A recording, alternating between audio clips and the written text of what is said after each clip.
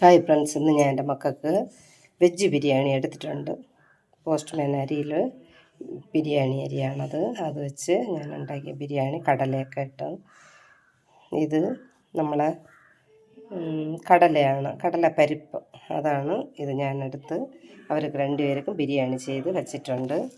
ഇന്നവർ veg biryani ചോദിച്ചതുകൊണ്ടാണ് ഇന്ന് ഞാൻ ഇത് വെച്ചത്. ഇതും എടുത്ത് 3 മുട്ട എടുത്ത് കട്ട് ചെയ്ത് അതിൻ്റെ മഞ്ഞക്കരി മാറ്റിയിട്ട് ആ മുട്ട മാത്രം ഞാൻ രണ്ടുപേർക്കും ഒന്നും പാതിയും വീതം കണ്ട ഒന്നും പകുതിയും വീതം വച്ചിട്ടുണ്ട്. ഇതിന് കൂട്ടാനൊന്നും വേണ്ട. പക്ഷേ അവർ പപ്പടം പൊരിച്ച് ചോദിച്ചതുകൊണ്ട് ഞാൻ പപ്പടം എടുത്തിട്ടുണ്ട്. പിന്നെ ആൾക്ക് ഓരോ സ്നാക്സിന് നെയ്യപ്പം എടുത്ത് വെച്ചിട്ടുണ്ട്. ഇത് വീട്ടിൽ നമ്മൾ ഉണ്ടാക്കിയതാണ്. ഇത് അപ്പളം ഞാൻ വീട്ടിൽ റെഡിയാക്കിയ അപ്പളമാണ്.